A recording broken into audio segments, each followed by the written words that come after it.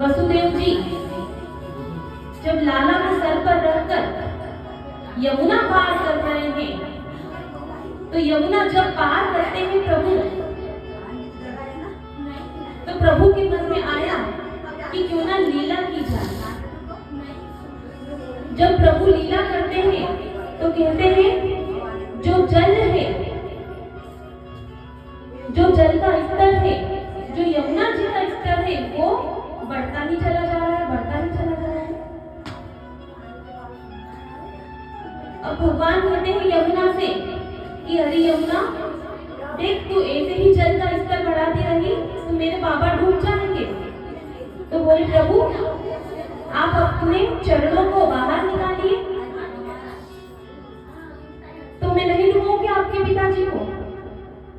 अरे देख यमुना, मैं अभी छोटा सा बालक, इतनी ठंडी हो रही है, बारिश चल रही है, अब मैं कैसे चरण बाहर निकालूं, मुझे ठंडी लग जाएगी। परंतु यमुना जी कहती है प्रभु यदि आप जल बाहर अगर अपने पांव बाहर नहीं निकालेंगे तो मैं और ऊपर आ जाऊंगा। अब भगवान मन में विचार करते हैं यदि मैंने अपने चरण बाहर नहीं निकाले तो यमुना मेरे पिताजी को ही डुबो देगी। तो भगवान श्री कृष्ण ने अपने छोटे छोटे कदम उस टोकनी में से बाहर निकाले हैं और यमुना जी ने हाथ लगा करके उनके चरणों को छुआ है, और जैसे ही चरणों को छुआ तो यमुना जी का जो पानी था पूरा समाप्त हो गया। इतना गर्म हो गया कि वसुदेव जी आराम से वहां पर नंद बाबा के यहाँ पर गए हैं, और नंद बाबा के यहाँ पर जाकर जो बाल कृष्ण हैं उनको यशोदा जी के पास लाया, और जो उनकी पुत्री थी वो लेकर वापस जेल में चले गए। अब यमुना जी कौन थी भगवान श्री कृष्ण की? बोले भगवान की पटरानी थी यमुना जी। हम कहते हैं ना मीठे रस से भरी राधा रानी लागे, राधा रानी लागे, उमाने कारो कारो यमुना जी रो पानी लागे, उमाने कारो कारो यमुना जी रो पानी लागे, राधा नैया गोरी गोरी यमुना कारी कारी, वृंदावन में धूम मचावे बरसाने की छोरी। तो यमुना जी कौन है? भगवान श्री कृष्ण की पटरानी थी। तो अपने जब प्रियतम को देख रही है तो उनका मन कर रहा है कि उनके चरणों का स्पर्श किया जाए। वसुदेव जी ने उस पुत्री को अपनी गोद में लिया है और पुत्र को छोड़ दिया।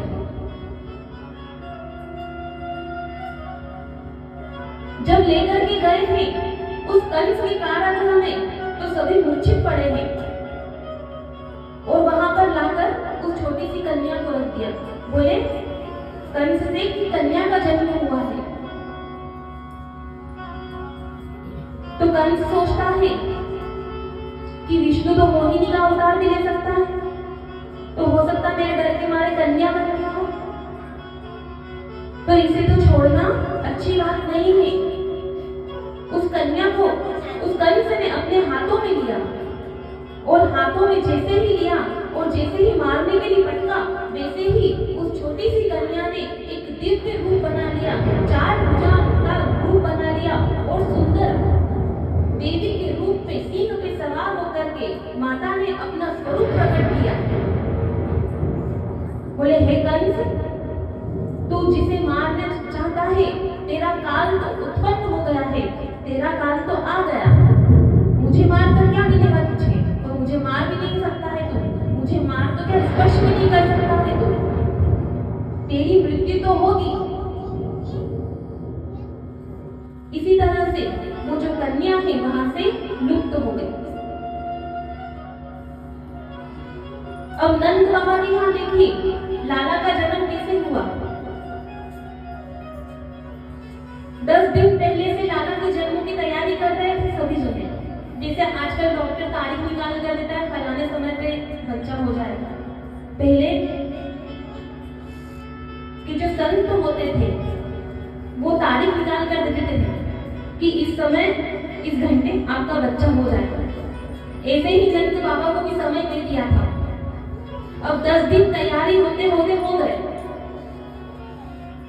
अब सभी गांव वाले सुंदर सुंदर वस्त्र पहन रहे हैं। कोई सोने के आभूषण पहनकर आया है, कोई चांदी के आभूषण पहनकर आया है। सभी गांव वाले इंतजार कर रहे हैं कि हमारे लाला का जन्म होगा।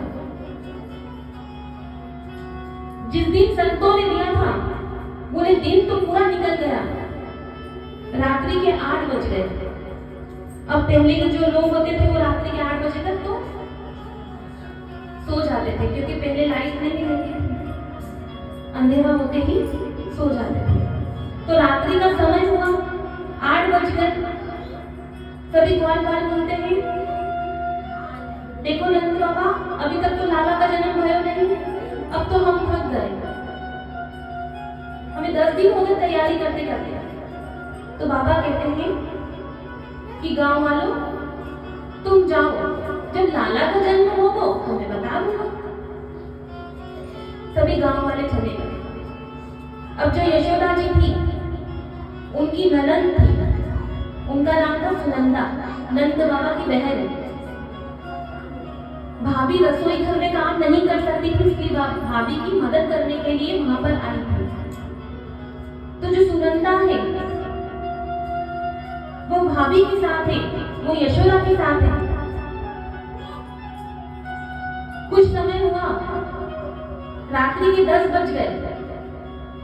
तो बाबा बोले, देखो सुनंदा, अब तो मेरी आंखों में भी नींद आ रही है, परंतु लाला का जन्म तो हुआ नहीं।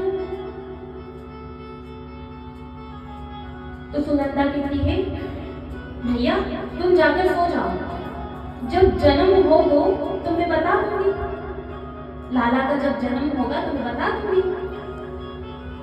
तो बाबा भी सो गए। जब रात्रि के 11 बज गए तो बोले सुनंदा को भी नींद आ गई, वो भी बैठी बैठी सो गई। अब रात्रि के 12 बज गए तो कहते हैं, लाला की मैया भी सो गई, वो सुनंदा बिहारी लाल की।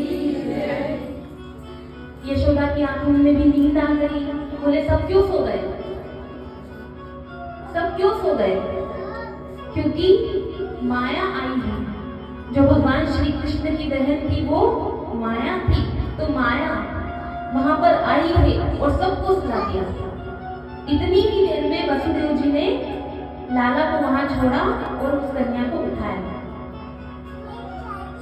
अब कन्हैया देख रहे हैं कि देखो कितने भोले भाली ब्रजवासी हैं, मेरे बाबा कितने भोले हैं, मेरी बुआ कितनी भोली है, और देखो मेरी मैया को अभी तक पता ही नहीं कि लाला का जन्म हो गया।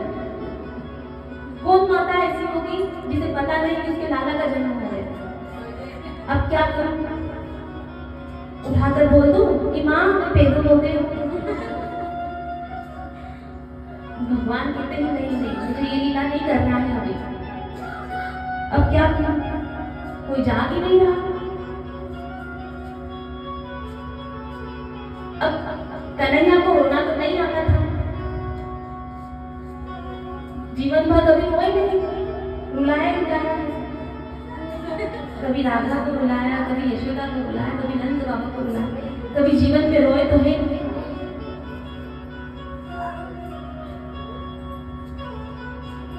तो उन्होंने ब्रह्मा जी से पूछा, अरे ब्रह्मा जी अब क्या करूं, मुझे रोना तो आता नहीं। तो ब्रह्मा जी कहते, प्रभु आप तो ओम ओम करो। तो प्रभु ने ओम ओम ओम ओम ओम से ओम की ध्वनि करने लगी। जैसे ही देखा मैया ने कि लाला का जन्म हुआ, अरे सुनंदा सुनती हो? बोले क्या हुआ भाभी? बोले बधाई हो बधाई, लाला को जन्म भयो। सुनंदा ने देखा कि यशोदा की गोद में लाला खेल रहा है, तुरंत अपने भाई के पास गई है, वसुदेव जी जो छोड़कर गए थे लाला को, तुरंत अपने भाई के पास नंद बाबा के यहाँ पास गई है और बाबा से कहती है, बाबा भैया देखो लाला को जन्म भयो, और कहती है बधाई हो बधाई लाला को जन्म भयो। अब जो नंद बाबा है वो सब कुछ छोड़ करके अपनी बगलबंदी कहाँ खड़ी है, बोले जो सुंदर कुर्ता लाला के लिए, लाला जो जन्म होगा, लाला का जो सुंदर कुर्ता तैयार करवा कर जो पहना था जरी वाला, बोले वो जब वो जरी वाला कुर्ता पहना है और जैसे ही बाबा भाग रहे हैं तो आज जो बगलबंदी है वो भी चल करके फट गई है और तुरंत भाग रहे हैं यशोदा के पास लाला का मुख दर्शन करने के लिए। जब बाबा गए हैं तो क्या देखते हैं कि यशोदा जी ने अपने लाला को अपने आंचल में छुपा रखा है। कहते हैं कि अरे यशोदा मेरे लाला का दर्शन नहीं कराओगी, मेरे लाला का मुख दर्शन नहीं कराओगी? बोले पहले बताइए मेरे लाला के मुख दिखाई में क्या दोगे आप? बोले जैसो तेरो लालो हो तो वैसो ही मुख दिखाई में दूंगा। तो यशोदा जी ने अपने पल्ले में से बाल कृष्ण को निकालकर दिखाया है और बाबा ने जैसे ही कान्हा को देखा वैसे ही उनका जो ब्रह्म संबंध था वो कान्हा से जुड़ गया और कहते हैं कि इस लाला पे तो मैं तन मन धन तीनों बार दूं, मेरे पास इसको देने के लिए कोई ऐसी वस्तु नहीं है, उस वस्तु का इतना मोल नहीं है जितना मोल तेरे लाला का है। मैं तन मन धन सब कुछ इसके ऊपर निछावर करता हूँ। गोपियां सज धज कर आज नंद के आंगन में आई हैं और जब नंद के आंगन में सज धज कर आई हैं तो भगवान श्री कृष्ण के लिए सुंदर सुंदर भेंट लेकर के आई हैं।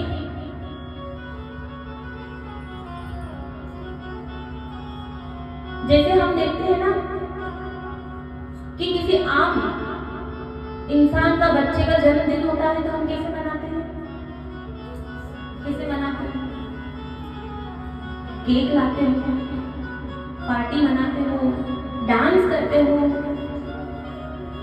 या किसी पार्टी में चले जाते हो, होटल में चले जाते हो बच्चों को लेकर के कि आज बच्चे का बर्थडे है, एक केक लेते हो, उस पे मोमबत्तियां लगाते हो, जितना बच्चा साल का हो गया उतनी मोमबत्ती लगाते हो और फिर तुरंत फूंक मारते हो,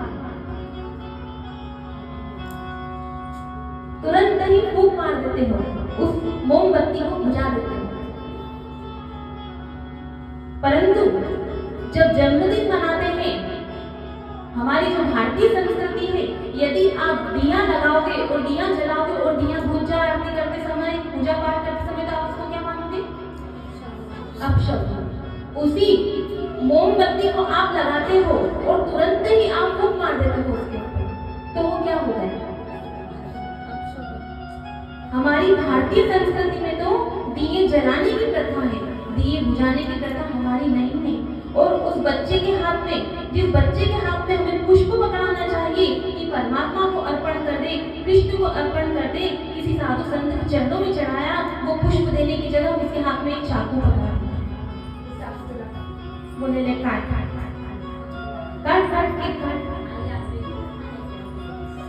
तो ये हमारी भारतीय संस्कृति नहीं है, ये अंग्रेजों के जमाने का है, जो केक काटना, ये काटना, वो काटना। यदि आपके बच्चे का जन्मदिन हो, आपके बच्चे का जन्म दिवस हो, तो आप उसे किसी मंदिर में लेकर के जाइए, किसी